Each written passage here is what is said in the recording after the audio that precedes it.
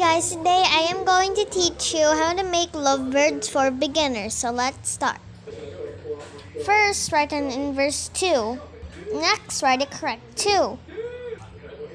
Draw a head, eyes, and beak for the bird. Draw the wings and first for the bird. Now draw the tail. And now draw the paws. And last but not the least, the first of the head and tail.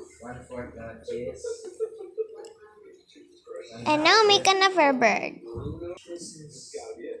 Draw all the steps that you did on the other bird.